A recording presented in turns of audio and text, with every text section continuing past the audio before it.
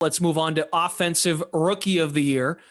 Brandon, what's the lay of the land as it pertains to history and who typically wins this award?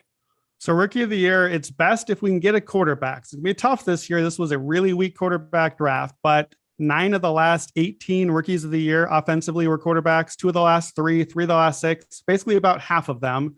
Out of those 18, 3 receivers, 6 running backs. So it's a bit spread out. This is more a stats thing than a winning thing. Out of our last 12 Rookies of the Year, only 3 of them won 10 games. In fact, over half of them were under 500 that season. So this is not about you got to come in and immediately transform your team. We just care about putting up some numbers. Get your volume, get your numbers. One other thing that I noted, very likely got to be a first-round pick. 15 of our last 18 Rookies of the Year were first-round picks. In fact, 14 of the 18 were top 12 picks. Wow. So we are not shooting too far down the draft order. Turns out we know who's good. That's why they're getting drafted that high. You get drafted that high, you're getting playing time a little bit more out of the gates. You've probably going to a team that needs a little more help from you. So it's fun to look down the list. This is an interesting draft, though, because this was more of an open and a more defensive draft. So it's a tough year for this one.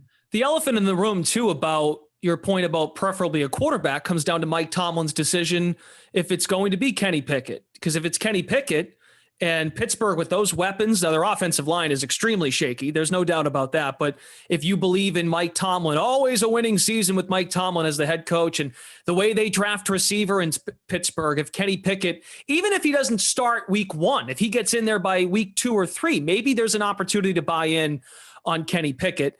But I get the feeling the more sure thing now, as we discussed today, we're not going to head quarterback. So we'll start with Jill. Who do you like for Offensive Rookie of the Year? Yeah, and I mean, it really does, just talking about the Steelers, it really does depend about how we see Mitch Trubisky and how he performs, because there's a lot of offseason talk, and he has mentioned in press conferences that he is going to be the starter. Take that with a grain of salt. Yeah. So I'm going with a pair of wide receivers I'm going to hitch my wagon to a pair of wide receivers that with quarterbacks I trust. So first one is going to be Sky Moore at 12-1. One of the reasons I was looking at is just the way that the rookies have performed in this offense. So if you look back, even just with McCole Hardman, not quite the same skill set, but as a rookie, scored 7 touchdowns in this offense. He's gotten rave reviews from the coaching staff. He'll likely have an elevated role as the season goes on. KC, again, is something I alluded to at the top 5 in passing attempts as well. I think he's worth a look at 12-1. And now somebody who's near and dear to my heart, we're going to go with Jalen Tolbert, sitting right now around 25-1. He's expected to be wide receiver 2 out of the gate. It's an offense that's likely going to have to pass more as a result of the recent news that we heard about Tyron Smith and how the run game may suffer as well. And he's replacing the Cedric Wilson role. And Cedric Wilson, he went and got a nice deal in Miami in the offseason, but he had 45 catches and 6 touchdowns. Really as the wide receiver 3 in this offense. Let's be real.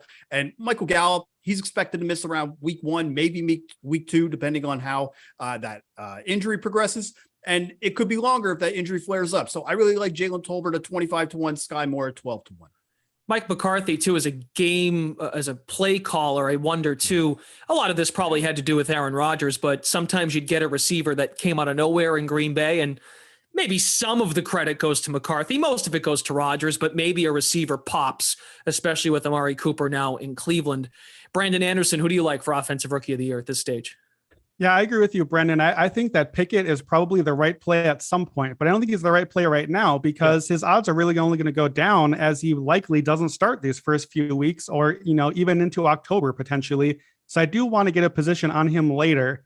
So I think right now you want to be light on this market. But the guy I like is, if you played fantasy football, you know this name well already, Breece Hall. He's the guy that is the number 1 fantasy pick in any rookie draft, running back for the Jets.